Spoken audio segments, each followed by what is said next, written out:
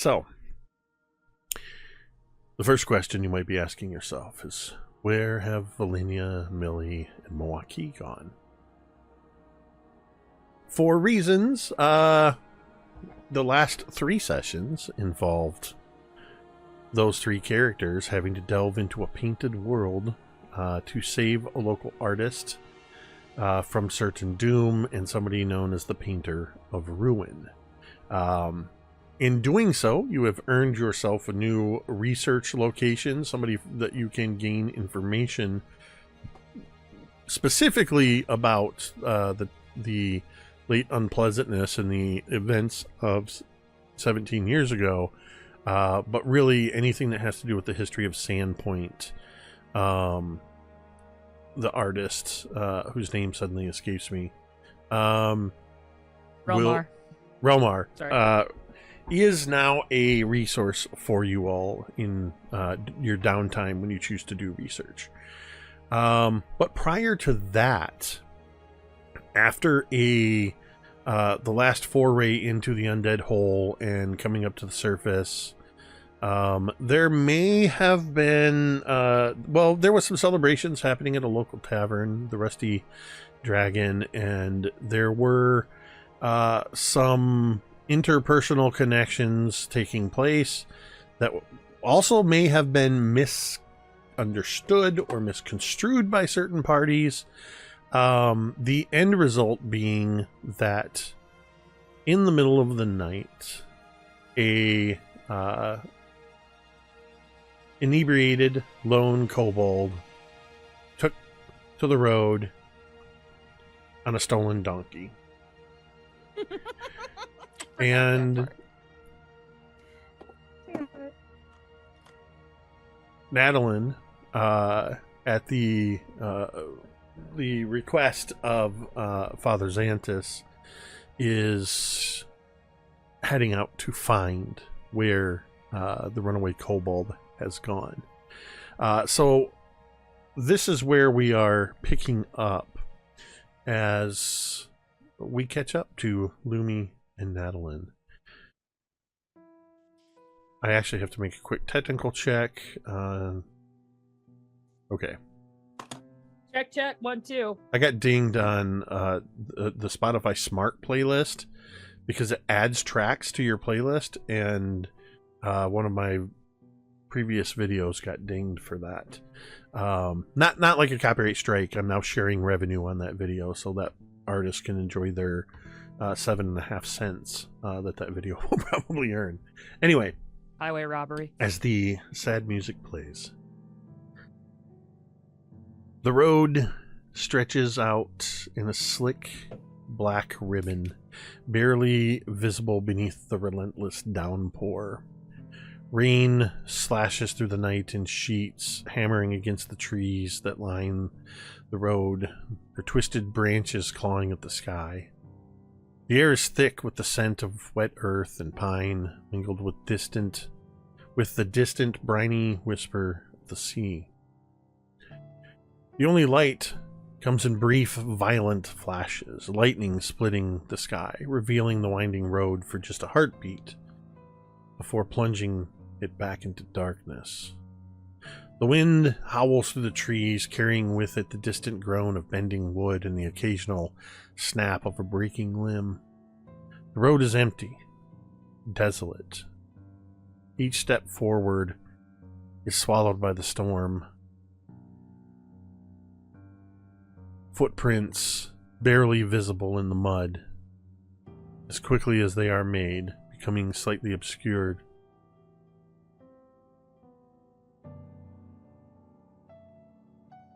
Lumi,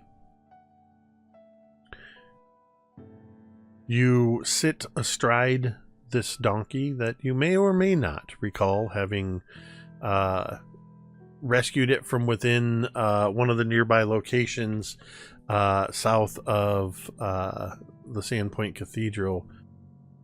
Your intentions, I believe, well, I'm not going to put intentions into your words in your mouth. As you are traveling this lonely road, still, despite the cold and the wind and the rain. It hasn't fully sobered you yet. Take us inside Lumi's head and what you're thinking and what led you to this road and where you are going or where you think you're going. We see Lumi. She's atop this donkey. One fist doing her best to grip the reins of this humble pack beast. The other grips tight at her cloak, keeping her hood from flying off in the wind. She's battered from the front by the storm, the rain that comes in sideways. It mixes with the tears that well up in her eyes. She sniffles. She pushes ahead. She can't be in Sandpoint anymore. She knows it. She looks down, one step at a time. She whispers, "One step," she says to the donkey. She thinks she is agonized by the guilt that weighs upon her. We flash back to hours ago. We hear the rainfall upon the roof. We see a hastened Lumi rummaging through her own room, gathering her belongings, wrapping her cloak around herself, hunched over at her desk, scratching away on a piece of parchment with her quill, writing something. We again cut away to see the room, to the door to her room, close. And there upon the door is a note that's been adhered to it. It is dark here in the cathedral in the middle of the night. We cannot see what is written upon it. We cut back to Lumi on the road. She wells up with guilt, with panic, with frustration. She thinks, what the hell am I even doing? She imagines what it's like as father rounds that corner, sees the note. She imagines the pain that she causes him. She doesn't like to hurt. She doesn't want to hurt father. Her stomach twists. He's going to be so worried. He's going to be so disappointed in me.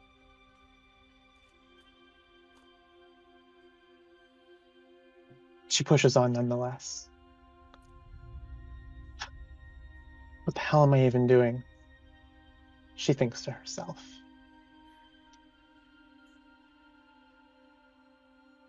But she can't go back. She can't go back to Sandpoint. Not yet, at least.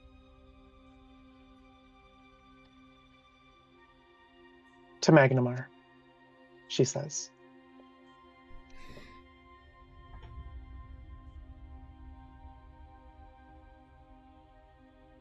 As you continue to travel along the road, one thing that we see in a flash of lightning as you have the thought to Magnamar is basically a road sign that points to Sandpoint in the opposite direction that you're going, and another that points to Magnamar, also in the opposite direction that you're going. In your drunken state, you did not go south like you thought. You headed north on the road. The last sign visible on there pointing in the direction you are traveling says Riddleport. I would like to, as we see Lumi continuing trudging along on this donkey, and I think for a moment we see that on the saddle there is a bronze plate that has the donkey's name engraved on it. You are riding on Pickles the donkey. Oh my god, yes. In that moment, though, I would like to, with a flash of lightning serving as a transition, we see Father Xantus back at Sandpoint Cathedral holding a lantern as he walks through the common areas before turning in for the night himself. And as he often does, whether Lumi knows it or not, perhaps she does. Perhaps that's why she put the note where she did. Father Xantus always makes it a point to stop by and check on Lumi, usually placing a hand on the door, an ear just to listening for the soft kobold snoring, or sounds of movement within, before saying a quiet prayer to Desna. However, this night, he finds the note attached to the door. Pulling it off the door and looking at it in the lantern light, what does the note say? Because I know you have a note ready. Mm-hmm. Oh, I do. Xantus looks down upon the note. He sees the words scrawled out before him. The words are messy. The hand who wrote this was clumsier than normal. It says as follows. Hi. I don't know how to write this. My hands are all shaky. My head is all a mess, and I keep starting over and over and scratching things out, but whatever. I guess this one is the one I'm gonna leave. Father, I'm gone. Just for a bit, maybe. I don't know. I can't stay in Sandpoint right now. It feels too small. Like I can't breathe here. Like if I stay one more second, I'll just shatter into a tiny little million pieces, and I don't think I could put myself back together again. So I'm going to Magnamar. Don't come looking for me, please. I mean it. This isn't about the ghouls. Not really. I've made peace with that, or something close to it. I was wrong, but it wasn't the first time, and it won't be the last. I can live with that. But it's not that, it's... I don't know how to write it. My hands won't let me. My chest hurts thinking about it. I thought I was okay. I really thought I was okay after everything today, and when she held me, but then I saw them together and no, never mind. Forget it. I just need to be somewhere else. Somewhere where my stomach doesn't twist up every time I look across the room and see the two of them. Somewhere I can just get away for a bit, clear my mind. Somewhere I don't have to keep pretending like everything's fine when it isn't. I just need space. I need time. I don't know how long I'll be gone. Maybe a few days, maybe longer. Maybe I won't come back at all. But right now, I just need to go. I'm sorry. I just need to go where nobody knows me, where I can breathe without feeling like my chest is caving in, just for a little while. Lumi. P.S. I stole a donkey. Please don't be mad. P.P.S. P.P.S. I love you. my god. Father Xanthus, we see Father Xanthus as he reads the letter in the lantern light with trembling hand. He looks up. Oh, Lumi. I love you too, you stubborn child. And we see as he quickly hastens to his room, and he grabs a oil-treated cloak and throws it over his shoulders. And we see Father Xanthus take out into the late night streets of Sandpoint. He looks and heads down the street toward the nearest place he would know to have donkeys. Looking at the other donkeys in the pen and seeing by count that they are indeed missing, and the owner's going to be upset, but that's not important now.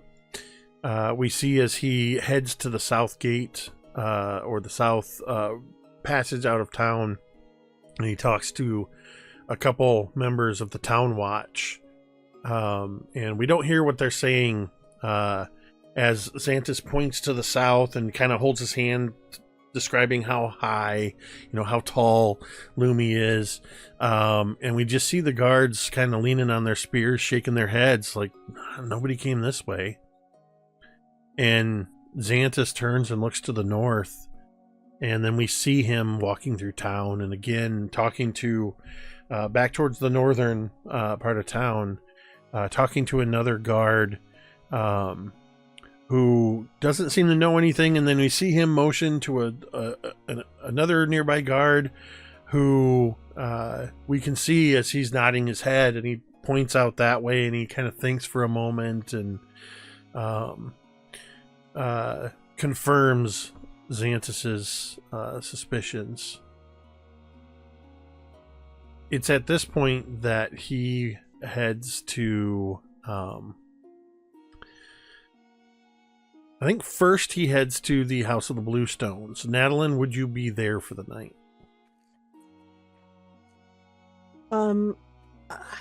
No. I mean, she'd be at the Rusty Dragon. However, I don't think she slept very well this past night because of what happened and how Lumi left in such an upset state. And Natalin's feeling guilty about how hurt she's made Lumi because of the ghouls, because that's how what she thinks is going on.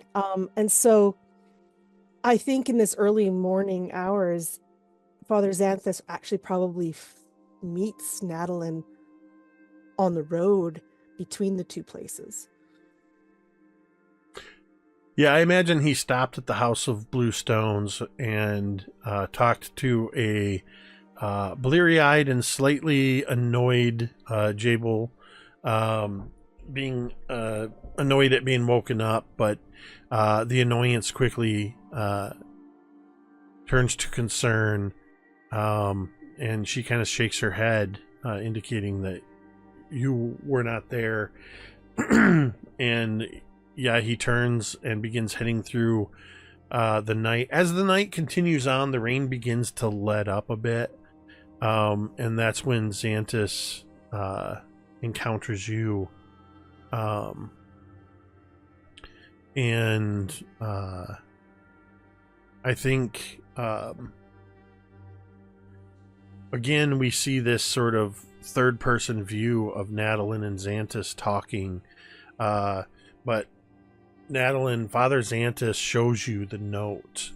He doesn't let you look at it long enough to read the entirety of it. But we can see through his hand motions as he's pointing to the south and shakes his head and says, he gives you the information you need, that Lumi has run away, stolen a donkey, and thinks she's headed to Magnemar, but she is on the road north, by herself at night in a storm. And he would like you to please go bring her home. Yeah, and I think in that third person view that we see there's zero hesitation on Natalin's part, as she just kind of nods to Father Xanthus and hurries away. She's at this point not running, but walking as fast as you could without being called like running at this point. She's hustling. And are you stopping anywhere, or you already have what you need and you're just hitting the road? Yeah, I already have what I need. So she'd just go. No time to waste. I mean, Lumi's had a few hours head start. So yeah. She does have very short legs, though. If you keep a brisk pace, you'll catch she her. stole a donkey. That's true. That's fair. Fuck, I forgot about that. So, Natalin, you begin your trek northward on the road at night.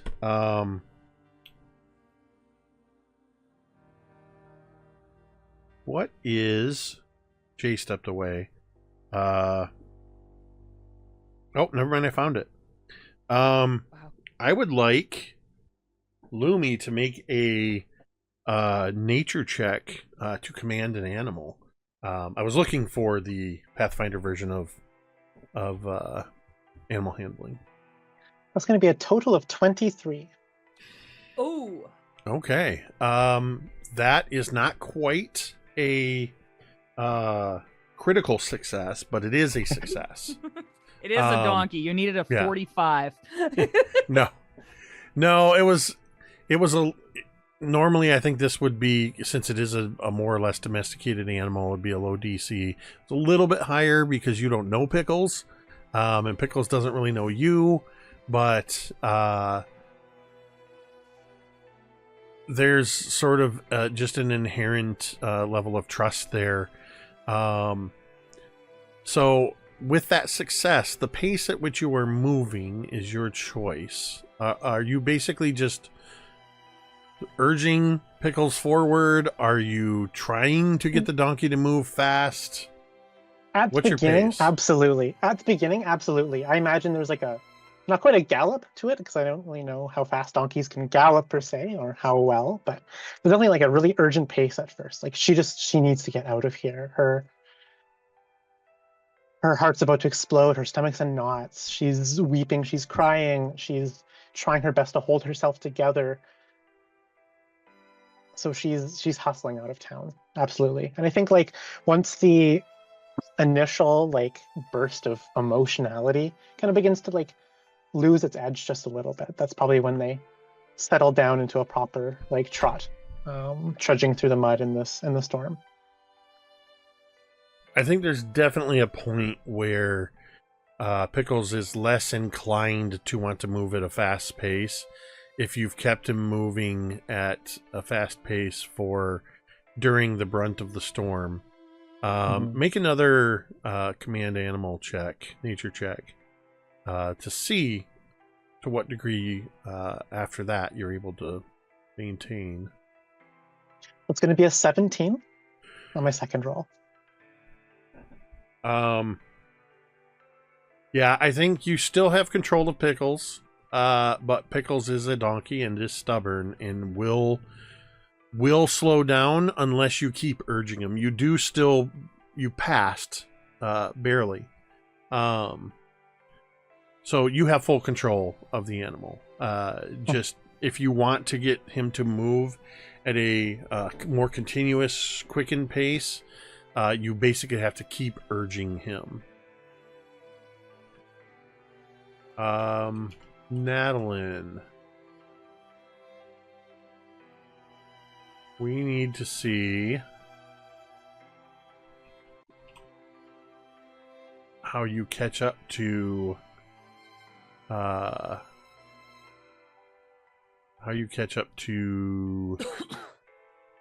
Lumi.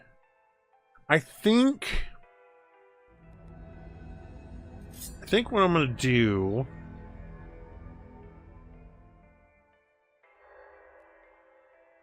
want you to make a fortitude check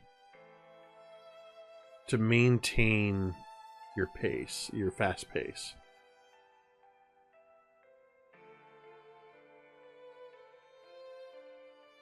Natalin's just sprinting through the forest like in Assassin's Creed Shadows. I rolled poorly, but it is a 19. Okay. You're able to maintain a quick pace, probably urged on a bit by adrenaline. Because Lumi is riding on a donkey and has a head start, it's going to be morning full morning before you're able, like it's daylight, probably we'll say 7 or 8 in the morning. The sun has risen. But Lumi, I need a fortitude saving throw from you to see if you stayed awake while riding Pickles. That's going to be an 18 fortitude. There comes a point where the rhythm of Pickles moving along, the rain has let up. You hear this rhythmic dripping from the nearby trees as the leftover rain is kind of falling to the ground. There's that rhythmic sort of clomping, splashing of Pickles' feet on the road, and just that movement as you sit up bareback on this donkey. I think I said saddle earlier. I meant like the bridle thing. Donkeys don't have saddles. At least this one doesn't. But you just sort of settle into it, and you find yourself drifting into sleep.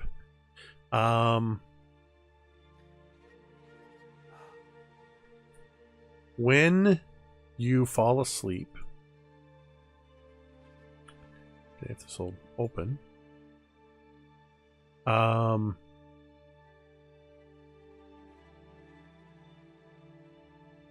When you drift off into sleep, in your dream, you hear Father Xantus speak to you.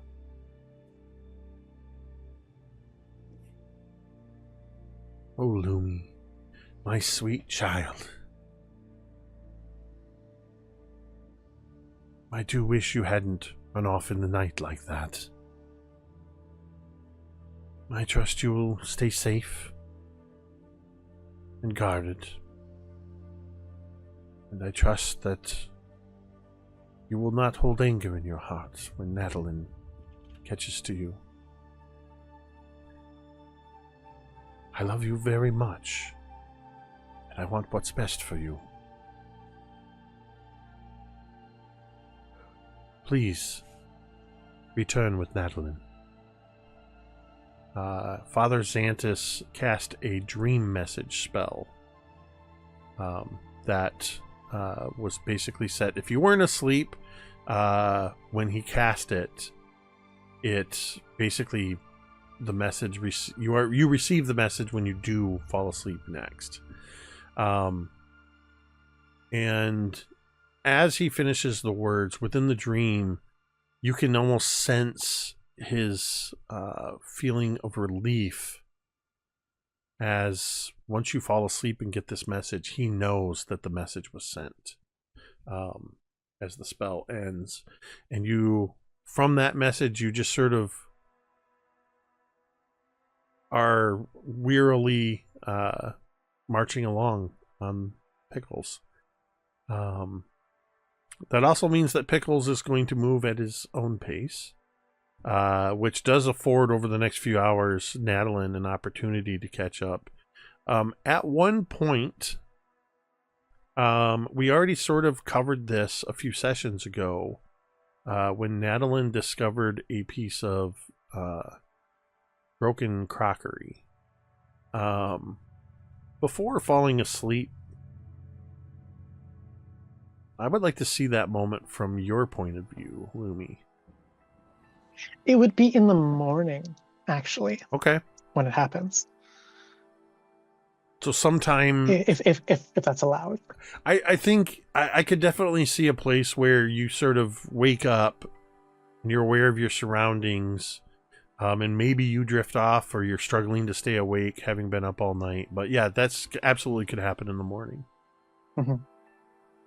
Like I imagine Lumi comes to in the morning as she like pulls herself off of the back of Pickles, realizing that she slept through the night, and I think that Pickles has kind of probably wandered off of the road, over into like a glade off the edge of the road, and has like kind of just found a nice like shady massive oak tree to eat like the mushrooms and daisies and stuff that grow in its shadow. And she climbs off of Pickles' back. She rubs her temple a bit just from the strange dream that she had. She thinks over Father's words. She's confused, and this is all interrupted by a sound, a grumble from her little tummy.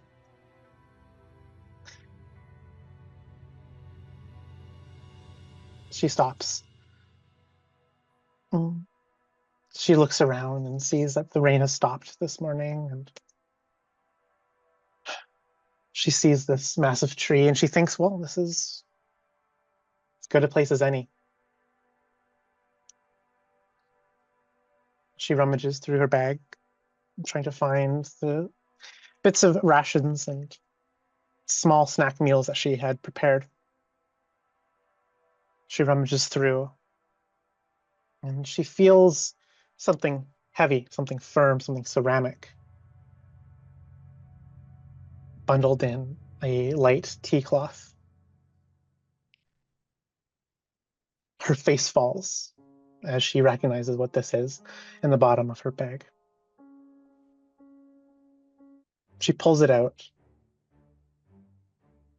and she looks down on it. It's this bundle tied up in this really, really a homey blanket, little cloth. Her face contorts from sadness, frustration, rage, and she throws it. She throws it as far as she can and collapses down in this damp soil at the base of this tree. We hear it smash against some rock in the distance, but her knees are tucked in. She weeps. She weeps into her own lap, head down. The only thing that we can hear her say is, "I'm so stupid."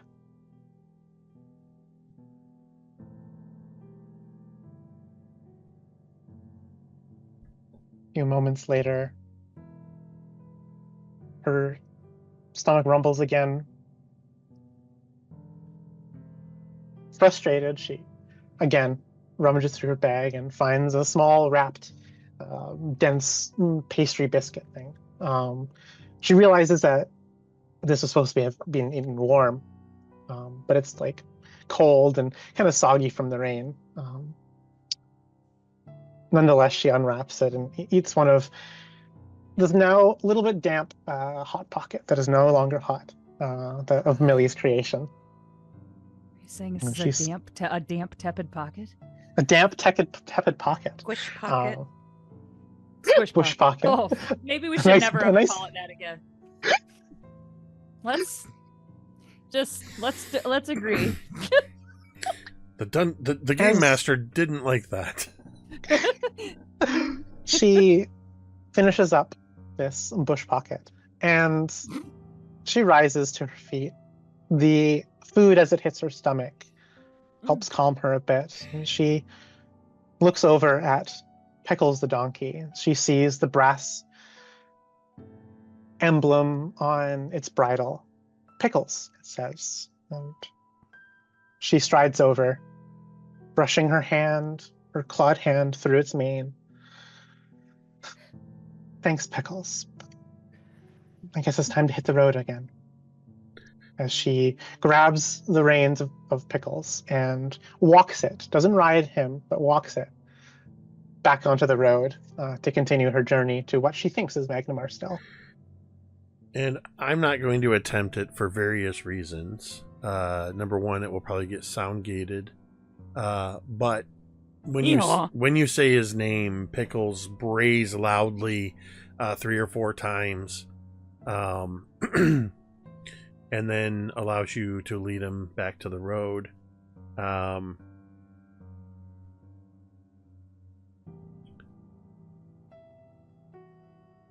It's not long at all after this. In fact, Natalin, make me a perception check. In fact, I'm going to ask everybody who's not Lumi to roll perception checks, please. Amazing.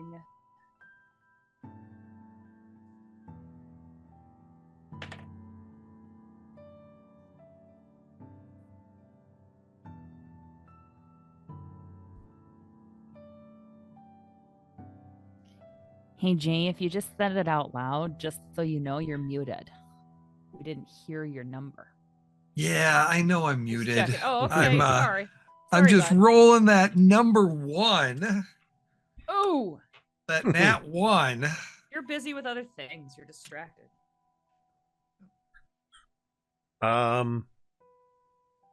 Everybody hears the sound of a braying donkey in the distance.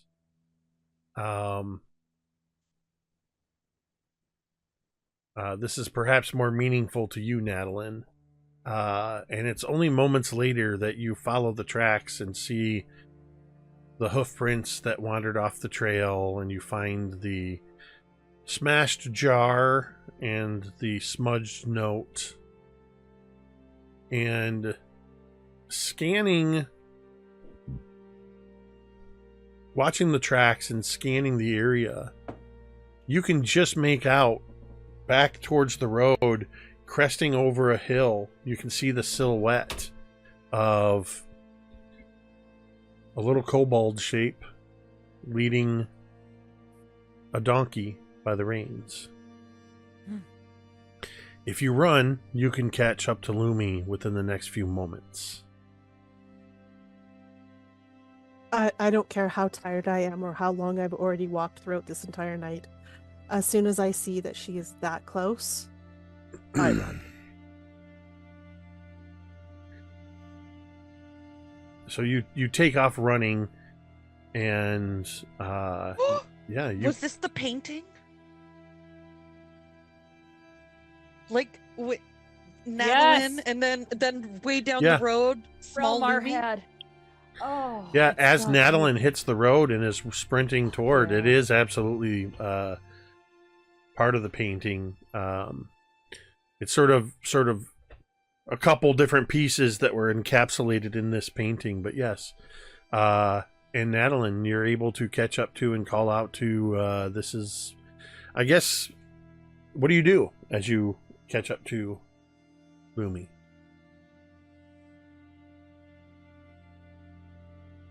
I don't want to spook Lumi, so as I get closer, I the pounding of the feet, I don't want it to sound like, like she's going to be attacked or anything. So I do slow down slightly, and when I get within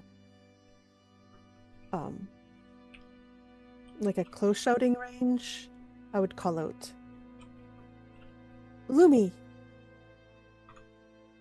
Lumi's- please wait. Lumi's breath catches in her throat. She pauses, she stands still, she freezes, no longer making her way down the road. Her back is to you. Panic sets in. She thinks to herself, she followed me? She came all this way? Why? Her fingers tighten against her cloak.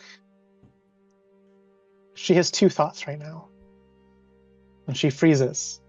Decision paralysis of what to do. She knows if she turns around, their eyes will meet and she'll have to say something.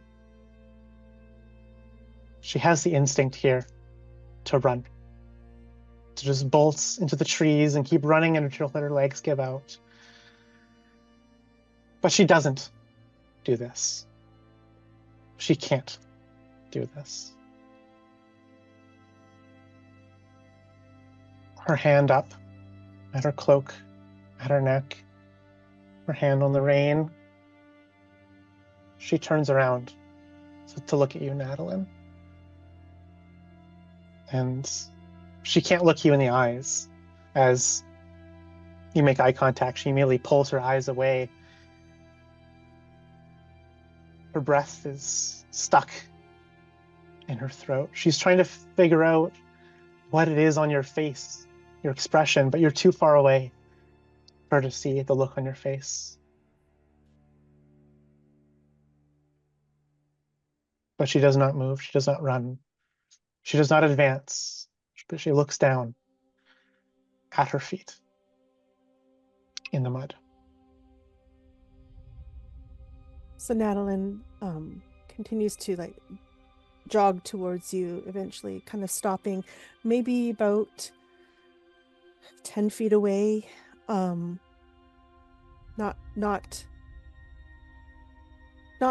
too close, doesn't want to spook you. She's aware of, I think she can see it in your body, that tenseness, that flight response that you're barely keeping in check at this moment. And she stops and she's breathing, trying to catch her breath after just running. And she's she just looks at you and her face is just so filled with sadness and guilt and everything. She's like, Lumi, I am so sorry. I am so sorry, Lumi. I did not mean for you to run away because of me. I did not mean to disrespect you in any way. I would never do that. You mean so much to me, Lumi, and it breaks my heart that I've hurt you in such a way that would make you leave your home and everyone behind. Lumi is caught off guard by this. She doesn't know how to respond here at this overwhelming apology from Natalin.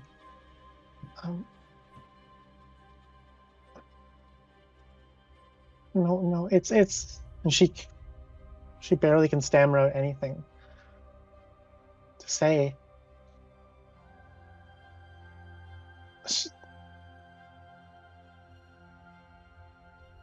She looks down and a tear rolls down her own cheek too.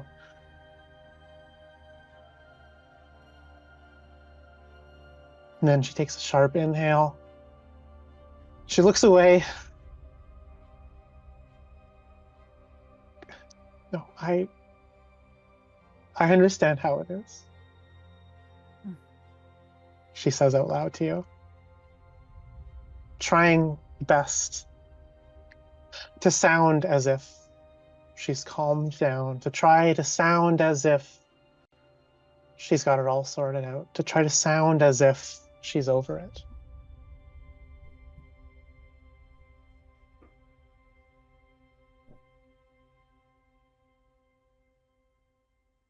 Lumi, please forgive me. Please. I do not think of you as less a person. You are as much a person, if not more, than most people I know. You are such a beautiful soul. Please, come home. Right? There's nothing to forgive you for. Lumi squeaks out. I don't want to go home.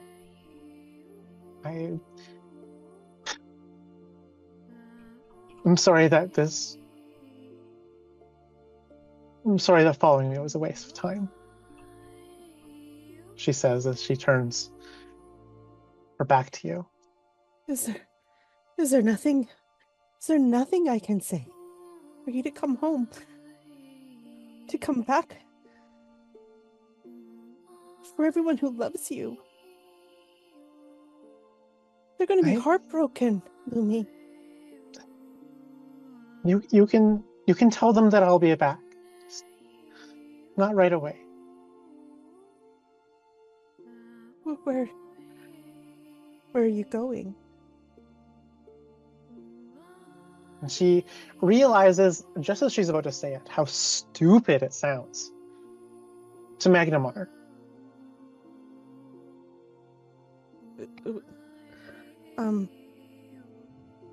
You can see that at this point, Natalin is struggling to find the words to tell you where you are right now.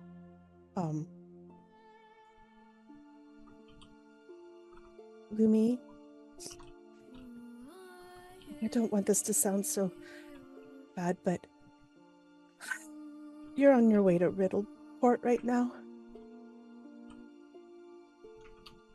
Magnamar's the other way. She looks at you confused. She like squints a little bit, like, is this some sick joke? She looks around and she realizes that the coast here is to her west, is to her left, not to her right. She's going north, not south.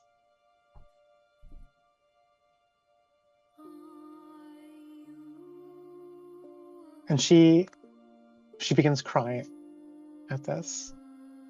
She collapses to the ground in a little bit of a heap,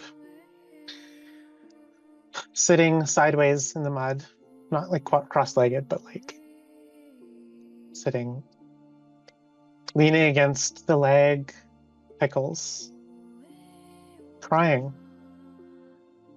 She mutters out, I'm so stupid. You can see that when Lumi kind of collapsed to the ground, that Natalin's first instinct was to go grab her, but then she hesitates and holds back. But then when Lumi says those little words, there's no more hesitation. She just, whether you want it or not, she's going to enfold you in the biggest hug. And she says, you are the farthest thing from being stupid. You are so smart, Lumi.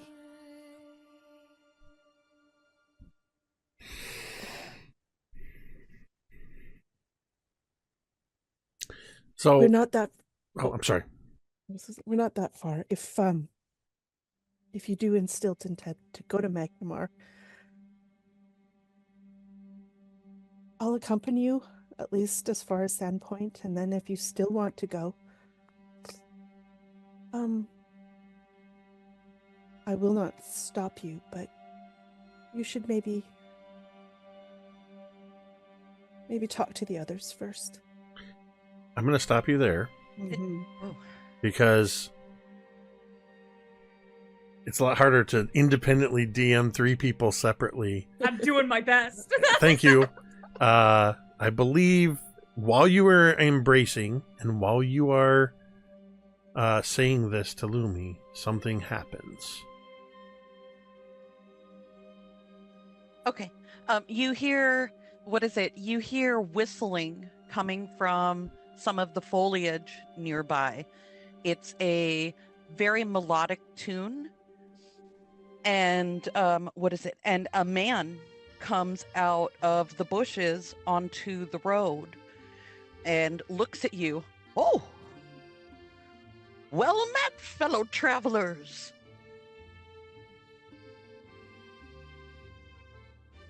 I think Natalin's instinct is to guard Lumi.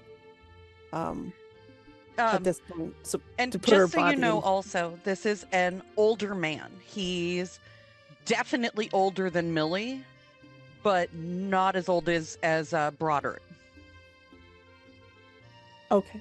He's somewhere. He's in them golden years, but not at the top of the golden years. I think her instinct still is to shelter and protect Lumi, especially one, not because Lumi can't protect herself, but two, she knows Lumi probably doesn't want other people to see her like this. So she's kind of trying to give her the time to compose herself. What is it? He also has a lute strapped to his back. He says, "By the gods, the two of you! You look so cold and wet. Have you been in the rain all night?"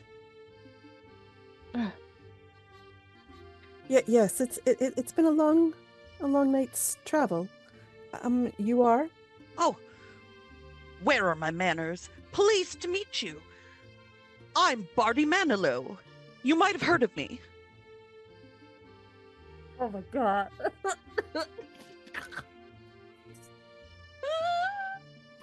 Okay. I'm So Natalin would get up from hugging Lumi and comforting her to kind of stand up, put herself between the two of you, and I guess shake your hand. well met, well met. And what's your name, young lady? I am Natalin. Natalin Korza. What a fine name. Natalin, with the ribbons in her hair. Dear Unreal. Natalin is just like immediately like red, like oh no, somebody's singing about her. This is not. Lumi gets up off of the mud. You see that like her one shin is just like mud from like the knee down for her. She gets up. She like brushes it, like tries to brush off, realizes it's no use, and looks up, kind of just like perplexed at what's going on, and kind of wipes away the knuckle from her eyes and peeks around from behind. A nice cloth Kleenex suddenly appears in front of Lumi. Don't cry. I'm sorry. Didn't mean to frighten you. She yips at the sudden cloth appearing in front of her. She yips and jumps back a little bit. Now, like hiding behind the haunches of Pickles. Where are our manners? I'm so sorry. I didn't mean to startle you. I just thought you needed a thing, and he just kind of like puts it on the donkey and steps away. Sorry. We have a camp. We're just getting breakfast started. And he gestures vaguely towards the trees. You can probably see actual smoke from a campfire now that if you're looking for it. And you do see some wood branches in his other hand as if he was gathering wood. So what do we see? Well, you see this probably early 20s young human, just kind of a beardish kind of beard kind of coming down. He's young. He's got some nice expensive wardrobe on, clothing, and but he's also got these alchemist, like almost like an alchemist bandolier that's empty, and a dagger on his belt. That's it. Artie also has expensive looking clothes, but to the discerning eye you can tell that they're definitely older. They're a little worn in places. Well, you have heard of me, haven't you? Perhaps not. You are quite young. Well, yeah. You know, I'm more mannered it's you're not supposed to tell him this is new for me. I'm just not adventuring type, you know? I'm just kind of, you know, I just Oh, calm down, I'm more used to the courts, okay? Calm down, Roji. As you can tell, my companion Roji isn't used to being on the road. Certainly not in the wet and mud. Yes, I know it is muddy out here. How do you do it? Well, you see, I'm used to traveling. It's part of being a troubadour. And he takes off his hat and bows. Oh, not this again! Oh, no. Are you sure you haven't heard of me? Barty Manilow. I was very big in the 80s. So, Lumi peeks out from behind the haunch of Pickles and seems actually quite, like, in awe of your troubadoubery that you're doing in front here on the road. And she's, like, kind of warming up to this whole concept. And we hear another grumble from Nurse Tummy saying that the bush pocket wasn't quite enough for breakfast for her. How loud is the rumbly tumbly? Like, you would have thought it was the donkey. Yeah, I think you would have thought it was the donkey. I think also Natalin at this point, she's been staring at these two, just kind of like gobsmacked. She doesn't know what to say. This whole interaction between everybody, she's just kind of like, what do I do? And then Lumi is like, she could see that Lumi is kind of I'm not gonna say enraptured, but this is probably the first time she's seen her, just a little bit happy in the last little while. So I think with that and the sound of Lumi's tummy grumbling, would make Natalin,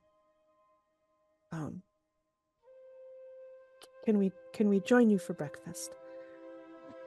Absolutely. The more the merrier. Why, we've got back at the camp, we have folks getting the conies started. Do we still have sausages, Roji? Yes, I believe I'll have to pull some extra ones out. Quite good. But yeah, let's see. There's two of you, correct? Is there? Oh, wait a minute. Oh, the donkey. Don't forget the donkey. Oh, no. Aren't we supposed to ask if they have people hiding in the bushes? Oh, God. My word. They would. Do you? Are you bandits? No. Oh, okay. Just checking. I learned that while I was supposed to go out to ask that question to make sure that I don't get attacked and ambushed. Very good, Roji. In the future, though, don't ask them if they're bandits. Wait, that was me. Yeah, you asked them. I didn't. No, you can rest assured that I'm not a bandit, and but we've said. I'm sorry. Go ahead, my mistake. Natalin here is also not a bandit. I'm Lumi, by the way. I was going to ask your name because we've introduced ourselves, but we haven't had the luxury of learning who you are. So you're Lumi and you're Natalin? What a beautiful name for such a luminescent girl. Well, I'll go get the food ready. I'll get the food ready and organized. You bring, and let everyone know we have got guests and company. And Rogi starts heading off to the camp.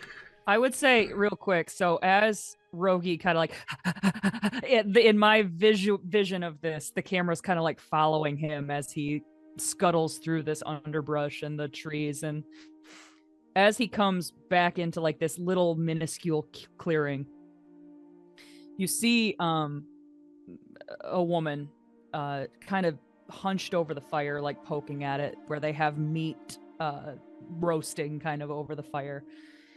And upon hearing him come through this brush, this woman like stands up, and she is tall, probably almost 7 feet tall.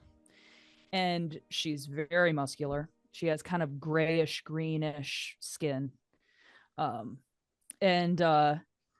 she is continuing to poke this fire, you notice she doesn't really turn around as Roji comes through. It's almost like she can like tell that it's him. And she kind of cracks her neck and she just says, "Did you ask him if there were bandits?" I did. And then Manolo told me I shouldn't have asked. Oh, wait a minute. No, he asked. And they said that they weren't, I'm sure. They said they weren't bandits and there's no one in the bushes to ambush us.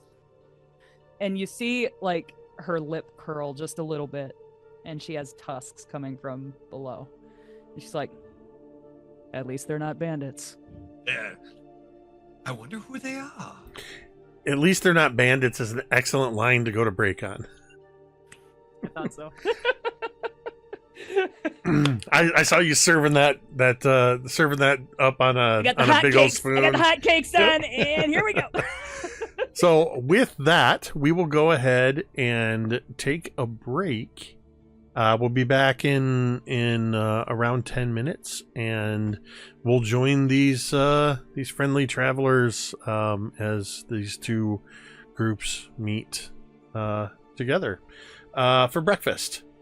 We'll see you on the other side. And we're back. As Lumi and Natalin accompany Barty Manilow into the camp, we see the modest camp that has been laid into off the road into the woodline a little bit. We see a couple of wagons, one that has some supplies next to it, kind of a hodgepodge of crates and chests. There's a couple chests that have look like somebody has opened them and been kind of rifling through, figuring out what to wear. As many of these crates and chests are offloaded from one of the wagons. There's a few tents that have been set up in a semicircle between a couple of trees. There's some rope that's been strung, and there's some articles of clothing that are hanging across them, drying. There's the aforementioned campfire in the midst of the camp that the half-orc woman is tending to with a brace of conies roasting above, as well as whatever other food you all are preparing. In addition to the half-orc woman and to Roji and Barty, you do see over by one of the carts, you see a tall, athletic-looking. Correct me if I'm wrong on this. I think it's pronounced Xian.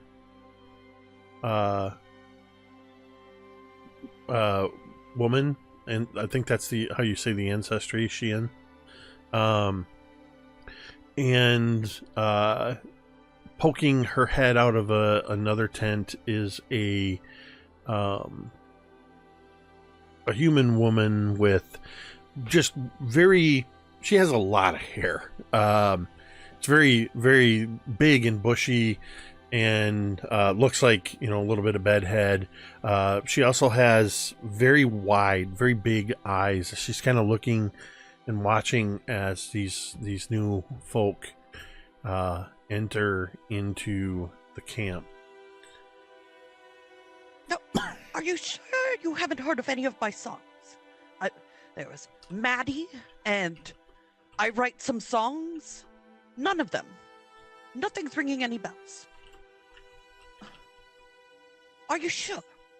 Maybe you just don't remember the name. Like, oh, Maddie, well, you came and you gave without taking. It's a legally distinct song. Nothing? Barty, neither of them looks over 30. I don't think either of them have heard your songs. Such a shame. Such a shame. Doesn't get as much circulation in the taverns these days. What are you going to do? That's life. And this woman is very disinterested. Isgothi is very disinterested in our new guests. She just kind of continues about her business and is tending this fire and seems to be getting ready to break camp to do some traveling today. But she's just sort of going about her business. Lumi pipes up. to no one in particular of this new group of individuals. Where are you traveling to? Where are you from? We're on our way to Magnamar. Natalin just looks at Lumi. Lumi lights up at this. She knows an opportunity when she sees one.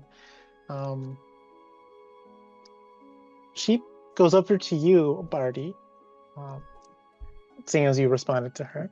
She's like, well, this might be the best day for you because I am 14 years old and I haven't heard any of your songs.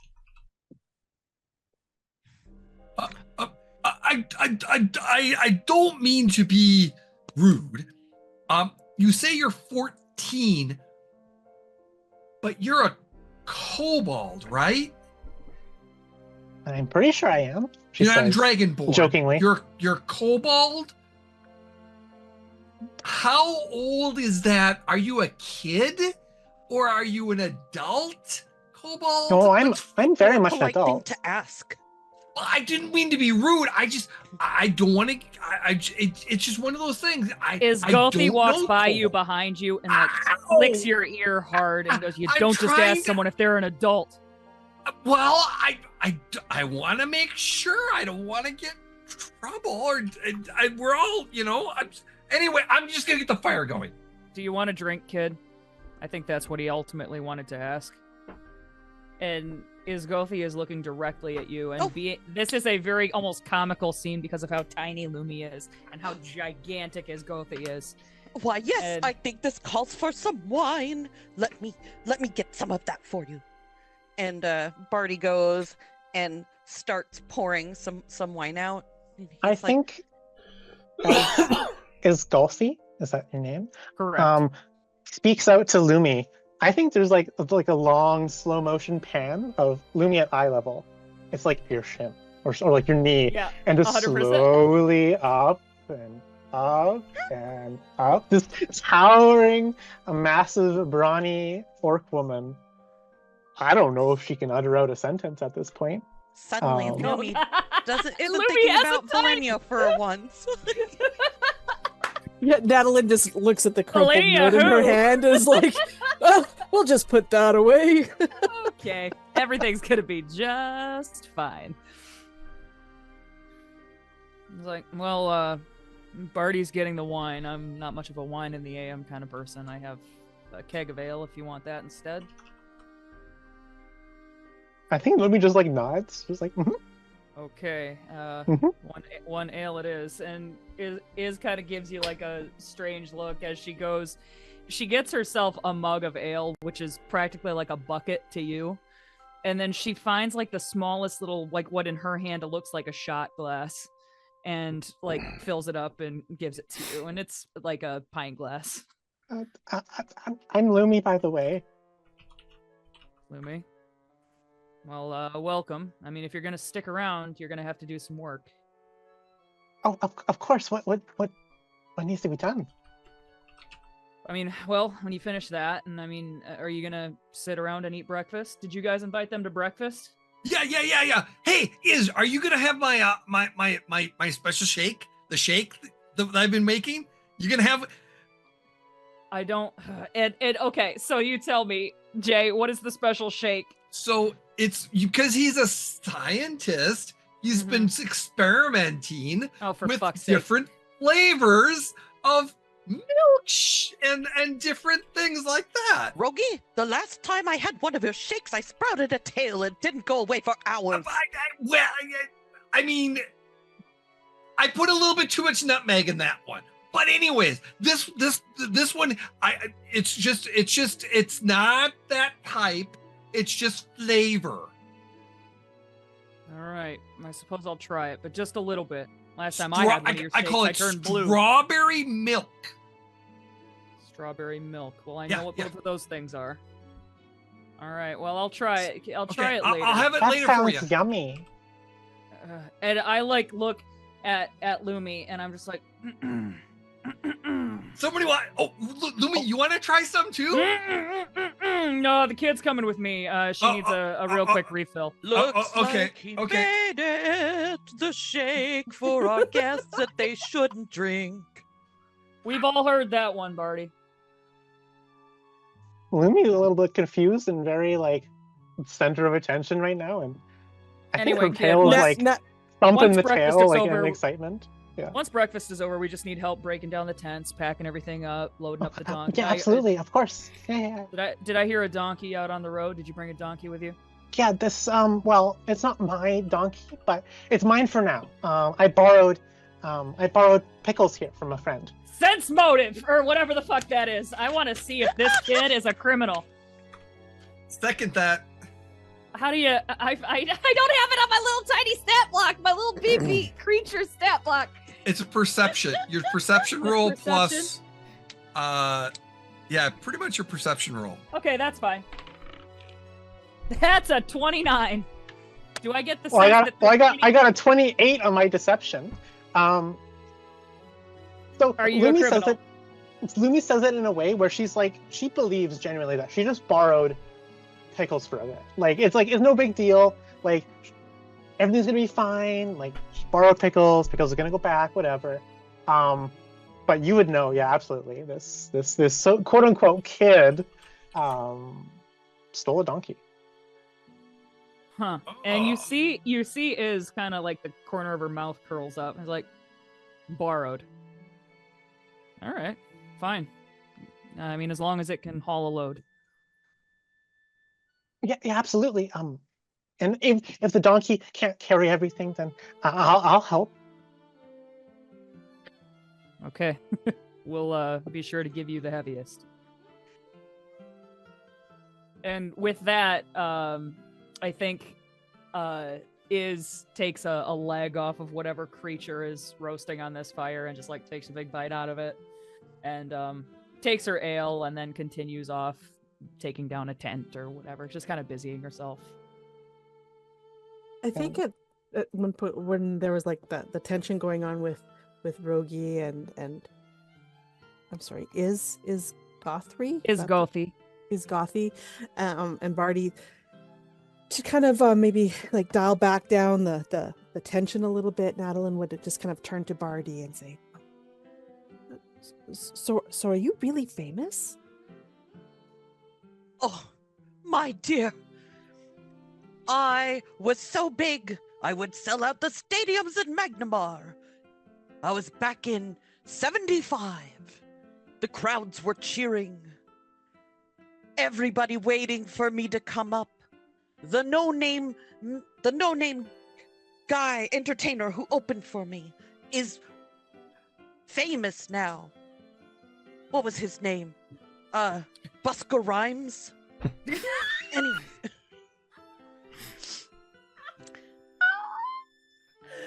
It was magnificent. The lights, the spectacle of it all, the songs, sung pure from my heart.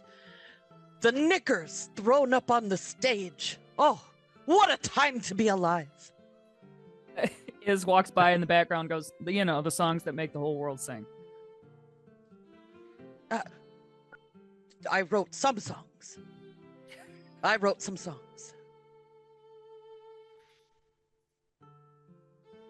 Yeah.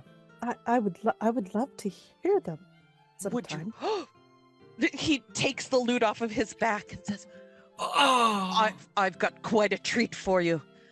This topped. There were no charts, but this was my most popular song on the in circuit in 78. And it's about, are you familiar with gods, my lady?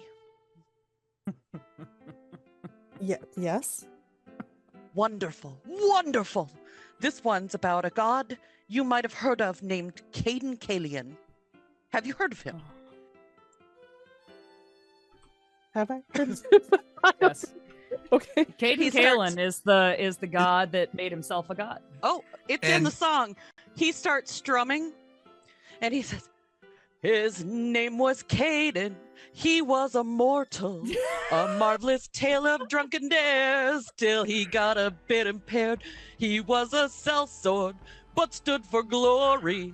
A stand-up lad he was for sure, until he's drunk upon the floor. That's when he blacked right out, fucked around, found right out. Then 3 days later he came back as the god of stouts from the Starstone Cathedral. Hey. A test that's so hard it can't be real. Hey. At the Starstone Cathedral. Most enter and die, but Kaelin is the guy. The Starstone made him a god. If you don't give us a fucking domain dice for that. God damn it! That was amazing. That was so good. That was awesome. That Yes. was incredible. That was incredible. Yes. Amazing. That was the response. That was the response. Oh. You hear the echoes of applause from decades before in your head, if only in your head. Oh my god. There's no inspiration in the. There's hero points. We should They're have nice. you should give Tamiko a hero point, a free reroll or something. I will give a free hero point in the spirit of. Well done, Tamiko. Well done. Hell yeah, dude. Party man. Tamiko, make a note. As Killing you Hey! you have received reference number 43. Push through the pain. Play before you attempt a fortitude save. You succeed at the saving throw without needing to roll. You gain the drained 1 condition. I'm fine, but at one, that one took a lot out of me. It was very small. I can't read that. Oh, I thought you were talking to somebody off screen. Yeah, I'm like, are you I was okay? like, Oh, that's Are you- fine. Are you I took okay? that was the flavor text for Okay. your hero point of inspiration. That was, dude. That was fucking incredible. That was Sounds like we need to get super- you to Magnamar again. That was super Mhm. fun to Lumi write. says to you. So is kind of getting done with whatever task she was busying herself with, and she comes back over to where the gang is sort of seated around, and I look at Lumi and I say, so I don't mean to be too forward, but well, Oh, you can be forward. I mean, most kobolds I've ever seen are like in loincloths. Like you're wearing like nice clothes. You got like a rich family or something? She's blushing, talking about her and her loincloths, and she's all of a sudden she snaps back to realizing what the question is actually about. She's like, you know, I get asked this a lot. I am from Sandpoint. I was raised there, born there, hatched there, actually. And well, my father is the father in town.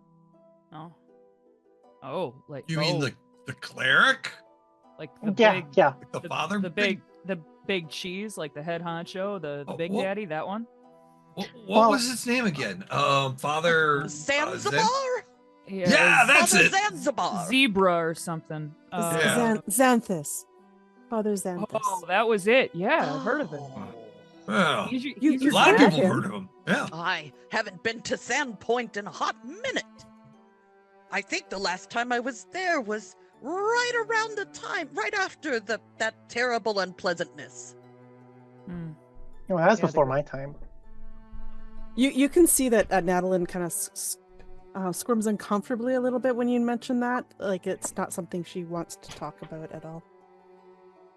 So Huh. when you mentioned it just casually, it's kind of like Yeah. you can see it upsets her a little bit. Rogi. Well, that's very interesting. So you said that you were making your way down to Magnamar, right? Well, Yeah. luck be it that I'm also headed down to Magnamar, and well, Hold on. I Hold was- on. So if Big Daddy is your daddy, you're from Sandpoint and you're headed to Magnamar.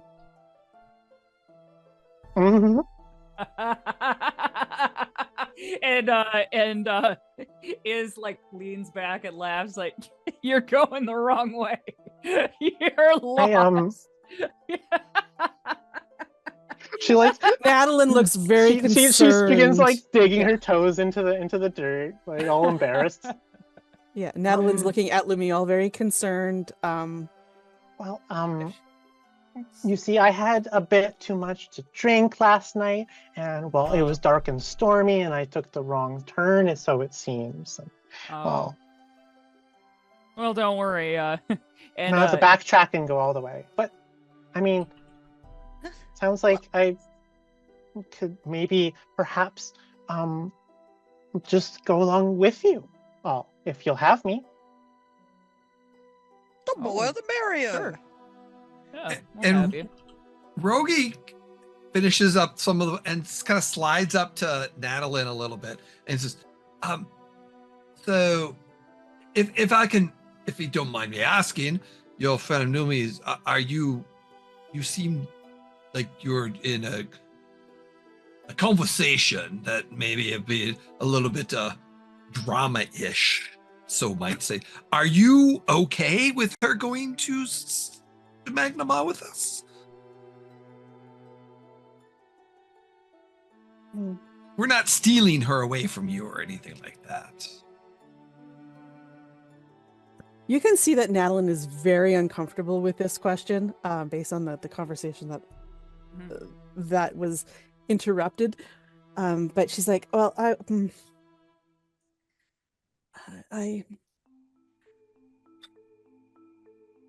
mean, if you want to go along with your girlfriend, you can both come. Natalin just looks at Lumi like, gosh, no. I mean, I was gonna, I offered to go to Magnamar with her. I do have one question. And sorry. Sipping his wine, watching. What do you don't look like normal merchants or travelers? Would I assume you're adventurers?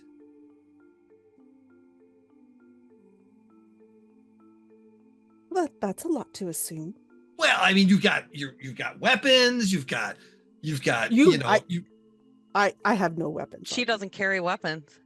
Well, okay, that's a big assumption. This one's got something kind of a strange star, but you're looking fits, and just traveling by yourself. Normal people don't travel by themselves. Are you adventurous? I was looking for Lumi. Because she's gone the wrong way. Yeah. You can see that Natalin's very uncomfortable with this whole conversation. Sorry, I didn't mean to make you uncomfortable or anything. I'm just trying to be. I'm a friendly guy. You make everyone uncomfortable, Rogi, and gets up and again tries to. She's gotten all the tents down by now and is trying to start to pack up all the metal camp cooking. You're like taking the things out of people's hands. Hurry up! We have to get on the road. Let me help you, she said. Lumi tries her best. Come on, kid. This is something you can help with. Here. And the stuff she hands you is still like a little bit hot. She doesn't seem to mind, but like as she hands it to you, it's very like. I think she's trying her best to just save face here. She's like juggling these hot items, following you like where you're going. And I think she like tries to get your attention at some point as you're like packing things up. Like, and it's like you ignore her, and she's like, she's not my girlfriend, by the way. Oh. Natalin is just watching, all concerned. Her eyes are following Lumi, and I think she constantly because of everything. Like she's worried about Lumi. So she's just kind of around. It's just like, okay. My mistake, and keeps like getting ready. While you're doing all of that, the other two women in the camp are also helping to pack things up.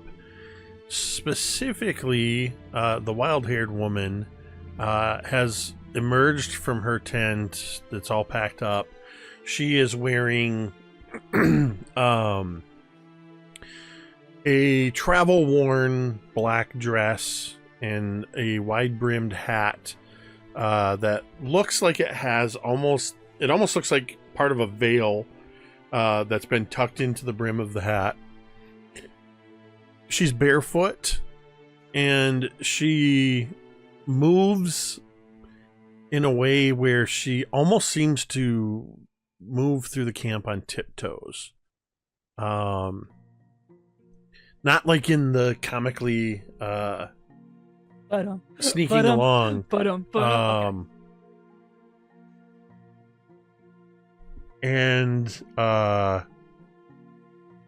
But she's just kind of walks over to the donkey, and is standing next to the donkey and kind of has one hand on its head and one she's slowly petting the donkey, admiring it. And she kind of looks over the donkey at you, Lumi. I like your donkey. What do you call it? What? Oh, his name is Pickles. And what a delightful name for this animal. I love it. Jesus Christ. You Yeah, did not tell us this woman was traveling with us. You told us her name. You did not tell us this. This is deception. right here, this is, and then Lumi will go over and lift the little brass name plate off of the bridle. And yeah, his name is Pickles, and well, he's a really good donkey. Every now and then, I sneak him a little treat, a carrot, and such. She looks from you back at all right, hold on. That's not what I meant to type. I'm trying to manage multiple secret messages and I'm getting confused. Lots of secret messages. Okay. Hey, well, Jake, hold on. Never mind. Damn it. She's looking at, now that you've told her the name, and she's even more so petting the donkey, and she's less paying attention to you in this moment, Lumi, as she walks around to the front and is kind of petting Pickle's cheek as she looks into his big donkey eyes, and she says, "It's so lovely to meet you, Pickles. My name is Lala." My fucking god! I just have to say shout out from Craig. She's checking out Lumi's ass. Yes. I don't know. After Lumi revealed that she's 14, I don't want to say any innuendo. She's an adult. It's a yes, different I know. That's like 24 in human years, okay? She's fine. She's in the prime of her life. Lumi, quick question for you apropos of nothing. What is your perception score? I have a +9, which would give me a DC of 19. Okay. Good to know.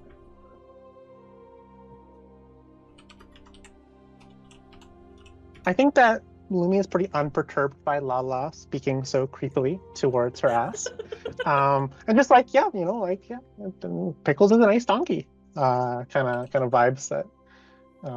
And she's glancing over her shoulder to make sure that the tall buff orc isn't too far away, that she doesn't lose track of her.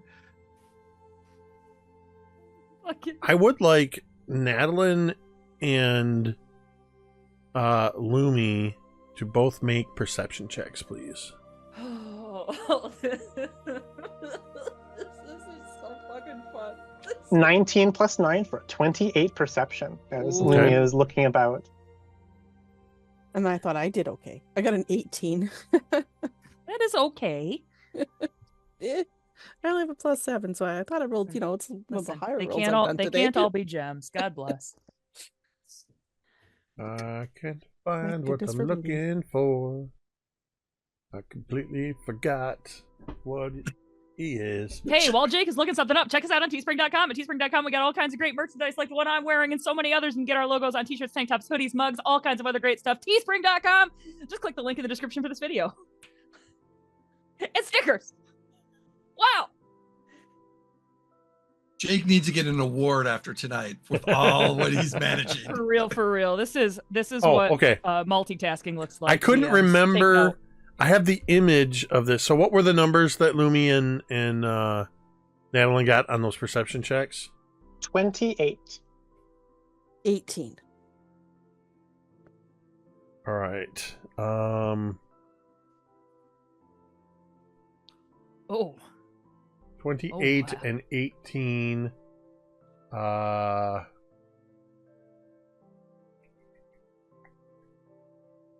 Fail. No, I just need to know because I didn't hear it because I was managing other things. Jay, you explained if a character doesn't have specifically a skill check, or excuse me, like stealth, what are they rolling modifying with?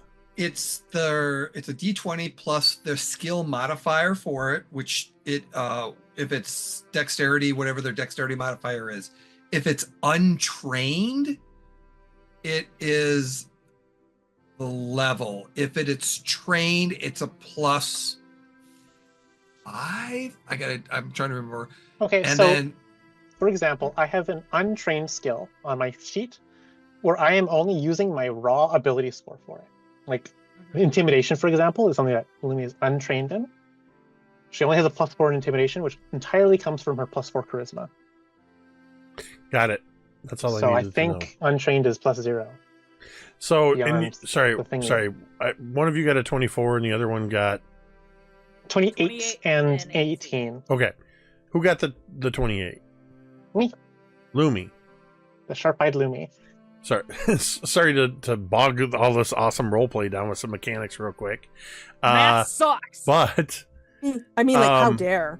Roles in my role-playing game? This Pathfinder 2E. you notice, Lumi, while you all are packing things up, of the couple of wagons, the one that you've been helping to load stuff in is an open-topped wagon, helping to place this cooking gear in, place more of these crates and chests. That the Xi'an woman and this woman who has identified herself as Lala are also helping to pack up.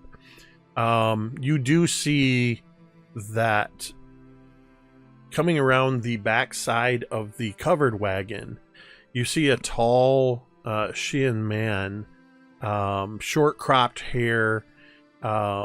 He's dressed in somewhat traditional Xi'an clothing, wearing a red top and a silk scarf. And he wears on his eyes these round brass spectacles with dark lenses. As he walks around, and you see him tightening the straps on the cover for this and tying it down, as he just glances over and he looks at Isagoth and just kind of gives a curt nod as he begins to move to the front and ready the horses for this as the rest of the camp is continuing. But you see this little exchange take place momentarily, Lumi.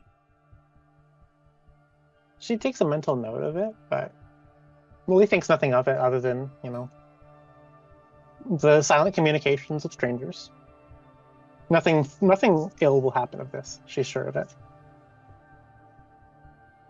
Was there anything else you need help with, Isagoth? Nothing I can think of right. And Isagoth, he kind of like looks around. I think that the tents are all down.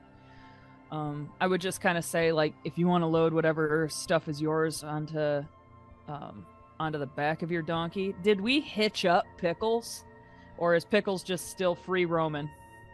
I think that would be really mean to hitch up Pickles with actual fucking horses. I think none that of them. I imagine probably that like Pickles is like I imagine that somehow Natalin got given the role of holding Pickle's reins, and this like Lala unless has. Lala took. I mean, Lala's Okay. taken to Pickles, and as everything, I would say Lala's even led Pickles not far away, just a little bit away to where there's some fresh grass, and as Pickles is bent down and eating grass, Lala is just crouched kind of on the balls of her feet and just looking right into Pickles' eyes and just stroking that spot right between, right on his forehead, as she just sort of kind of rocks slightly and has her head tilted to one side. She's oblivious to the rest of you as she is enamored with Pickles. All right. Lumi, it was? Yeah, that's me, Lumi. Hi. Don't have anything else for you to do. Just find a seat on a wagon and get ready. I mean, how close are we to Magnamar? About how many days journey would you say from here? That's a good question. Sorry. I was like, we'll be there in a couple days. So many days. So many. Several days. I doubt it would take days, right? Well, like we're less than a day out from Sandpoint. Are you getting out the fucking map that comes with the oh my goodness. This is from the such a dad move. This is I looked it up and it says 3 days. This is the Lost Omens World Guide special edition that Tamiko actually got me for my birthday last year. Paw pulling out the atlas. All right, well, kid, we'll be there in a couple of days. Just find a spot to sit and point of view, the back of the station wagon where try to Jake's get driving and reading the map at the same time. Dad, put that down. There's a truck on it. You guys have no idea how relevant that will be to a future game to appear on MTD called The Last Caravan, where the GM is literally called the Atlas. Okay. I would say I would actually modify the 3 days that you found, that with a caravan like this, it's probably going to take an extra day. Plus, you would have to travel through Sandpoint. So yeah, there's a few days journey. And Lumi, and Natalin, you are aware that taking up with this caravan will take you right back through Sandpoint.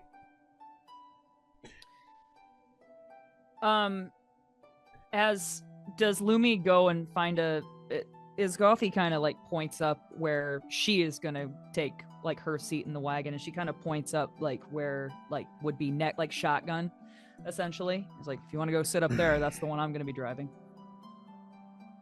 I'm okay. And I just gotta check something. I'll be right back around. And is Gothy kind of goes to this wagon and just looks, kind of seems to be checking out the cargo in the back, making sure everything's tied down and such, and secured. The Sheehan man, who is Crispin, comes back around the side and says, "So they're going with us?" Yeah, for now. He looks around at the camp, and eyes sort of settling on Lala and the donkey. We seem to be attracting quite a motley crew. Yeah, some less motley than others. Well, some the exact opposite of motley, I would say. And I kind of nod up. I will drive this wagon. Misty will ride with me. Unfortunately, there is no more room for anyone in this wagon. I'm sorry, Jake. Who's riding with them? Can you tell us that NPC's name, please? No, what is that? Referring to the other Sheehan woman, the tall woman, he said Misty. What is her last name? Okay, for... What is it? Tell us all! I imagine there's a round of introductions, and It's like a Tarantino movie where it's like you bwah, learn bwah, bwah, and it's you like learn that the name. Sheehan man driving the other wagon, talking to Isgothi, is simply named Crispin. You learn that Lala is actually called Lala Wormwood, and the other Sheehan woman, her name is Misty Steps.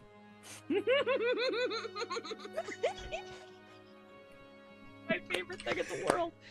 And fucking Isgothi kind of like puffs out her chest for a second. Like, she kind of doesn't like to be told what to do, even if it's smart and the best choice. And she just kind of like puffs out her chest a little bit, and it's just like,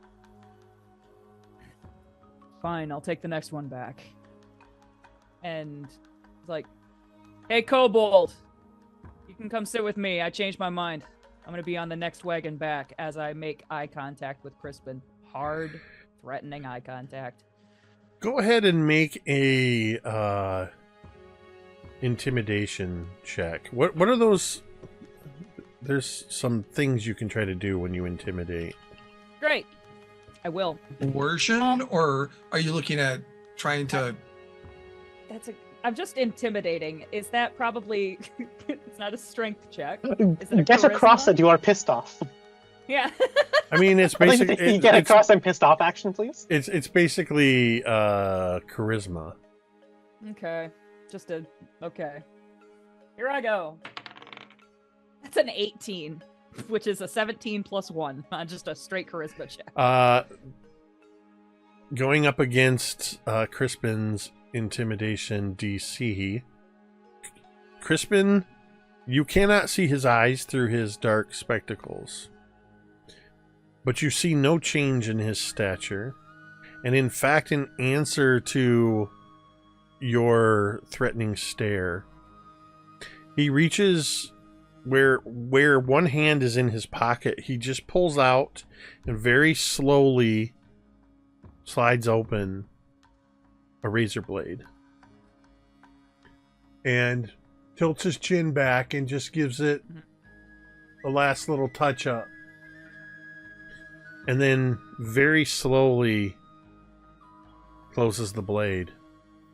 He is not in any way bothered by you. Iz kind of walks back and is just like, skinny little bitch, and like climbs up on this like next wagon back. Mm-hmm. As when you call out for Lumi, we cut to Lumi, and she's like practicing her lines against like the wood face of the wagon, wherever, like farther away out of earshot of Isgothi. She's like, she's saying, mumbling, like, so where are you from? And she like, no. And she like leans up against like the wagon. So where are you from? And she's like trying to practice. Hey, she's like saying it to herself. You're like, hey. That is amazing, dude. And then yells out, oh, Kobold, we're going to the next one. And she like, her ears perk up, and she jumps a little bit, and she scuttles, quickly strides over to where you are. And as she like heaves herself up into the wagon, she says through the grunts and breaths and heaves, you can call me Lumi, by the way. Yeah, Lumi. Sorry, I keep forgetting. New people don't come by all the time. Well, that's okay. It's two sounds really. It's not that hard to forget, to remember. But yeah, just Lumi. Lumi. As the last of the items are packed up, Crispin moves the lead wagon to the roadway, and looks back to make sure that everybody's following. And we sort of see as those of you that want to can hitch a ride on the back of the open wagon. As things start moving, Lala sort of pops up and says, "Come along, Pickles. We're going on a walk." I would watch an entire fucking show just with Lala, dude. Lala and Pickles, my grand adventure. I kind of picture, to put this in perspective, or cement this image in your mind, to me, Lala Wormwood is if you mashed Helena Bonham Carter and Christina Ricci together. Oh my god. I mean, that's 100% who I see in my mind. What an evocative image. But to take it one step further, if you mashed Bellatrix Lestrange with Wednesday Addams from the Christina Ricci era, that's what she looks like. And we see as she gathers up the donkey and the rest of you either perched on the wagon or wherever, given one final check of the campsite, Misty steps very lithely reaches up and grabs hold of the side of the covered wagon and pulls herself up to sit next to Crispin. And we see the wagons as this group of two groups now combined take to the road, bringing Lumi and Natalin back the way they came the day before. And as the camera sort of follows along, seeing kind of moving past each one of you, one of those classic shots of kind of seeing the back of the wagon and who's perched up on there as you're just sort of quietly riding along, the sound of the rickety wagon making noise on the road, and the camera continues to move forward, and we see Crispin and Misty speaking in their native language something to one another, and Misty sort of motions over her shoulder, and as your caravan moves forward, the flap of the covered wagon behind Misty and Crispin sort of flips a little bit, and the camera moves in through that open spot, and we see seated on the floor of the wagon an elven woman and a dark-skinned human man with their wrists and ankles bound with rope, and both of them gagged. And that's where we're going to end tonight's session. Y'all didn't think I was going to spill your secret before we ended. You guys are How did they Gotta get have that there? cliffhanger ending. Oh, they stowaways. So not only did I get to sit for large portions of this game and have almost nothing to do, at one point there were questions and Jay just jumped in and answered the questions because Jay knew the answers to it, and I'm like, wow, I don't even have to GM. My God, this is a self-sustaining game. No, this was great. This was great. I love that neither one of you really knows the motivations of the other. You guys, Natalin and Lumi, had no idea what to expect from these three. We got an excellent Barty Manilow song. Fucking Tamiko. We're gonna have to turn that into a clip or a highlight. I knew you were gonna go hard, but that was unreal. That was incredible. I'm not sure what I enjoyed more, writing that song or Lala.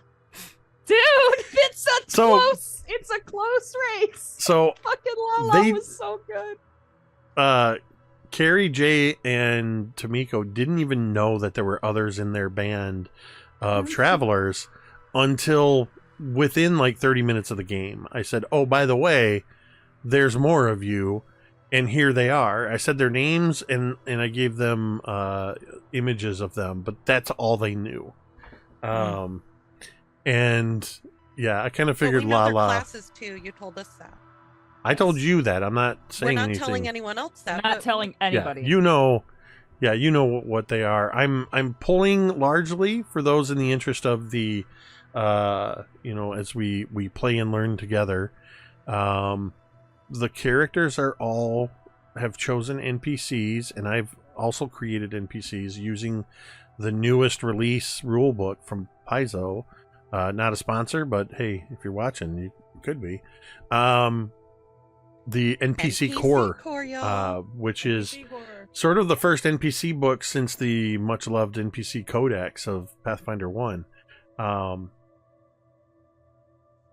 This is one of the many uses for it. This is fantastic.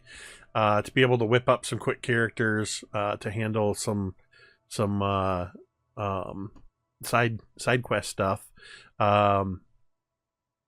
So yeah, we'll see what happens next week, as these completely innocent travelers continue on their way to Magnamar via Sandpoint. It'll be fine. What could possibly? We've already established Lumi as a literal criminal, so like, right? Cool. Yeah. Huge shout out to, of course, every time anybody supports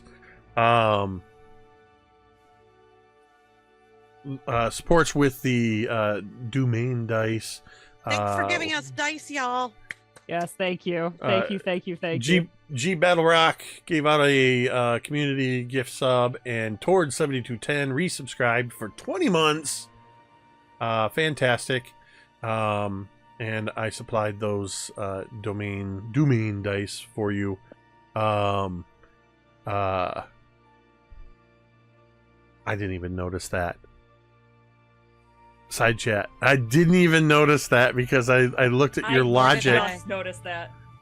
I've been staring at his fucking nameplate for 3 hours. And what did you just I discover? also didn't know. Share it with the I just class. said in the side chat, I said, I legit just realized that Jay's character is Igor backwards. He's a reckless because I'm a scientist. dumbass. That is... I'm a reckless scientist. Yep. So, That's amazing. And just his whole, like, sorry. His whole fucking thing is that. Yeah. I'm a dumbass. Shit. So, as I say, thank you, of course, to our amazing audience hanging out here with us in the chat. Or if you're somebody that likes to lurk, or if you're watching later with us on VOD, we appreciate you and hope you enjoyed this show. As I go into thinking these amazing players, it's a testament to the awesomeness of these players that when I said choose an NPC, originally I was going to restrict them to a class of NPC, and then I thought, why? Pick whatever you want from these 250 NPC classes or NPCs templates, and they could have just gone, okay, I want to play this. But each one of them and I expected nothing less, created these incredible backstories and characteristics for these characters. So I'm glad we're going to play for at least one more session with these characters to see. And it's worth noting that this session with these characters will be our 13th session. So if you're superstitious, this is the 13th session. So with that, a huge thank you, as always, to my amazing friends, my amazing players. Also, hold up, before I do the group thank you, a huge shout out to Kaeryn and Lumi. Kaeryn and Vi. Yes, Vi and Natalin, of course. Vi and Natalin, yes, Kaeryn and Lumi. I mean, if you just want to like transpose Right. Lumi into your concept of me, that's For Perfect. a bit inaccurate, but I don't Right. mind. For shout out for the amazing dramatic role play at the forefront of that. Absolutely incredible. So many great things tonight. I'm gonna have to go back and watch it because we were furiously secret messaging. Yeah. At the time. Yeah. It got confusing for me at one point too. So Sorry. I should have had a separate Discord chat just open and ready. But that's a lesson learned. So with that, a huge thank you, as always, to these incredible people. Thank you, Vi, Kaeryn, Tamiko, Cari, and Jay. Without whom, this would just be me talking to myself for a couple hours, and there'd be no Barty Manilow. I mean, With that, the world would be a darker place. and there'd be no La. Oh my god! Yes, Or- on that horrifying or- note. There would only be La. As I talk to myself for a couple of hours. With that, we're going to end this stream the same way we always do. And you can say it with me if you want. Metadata. They're in danger. Speechless. I'm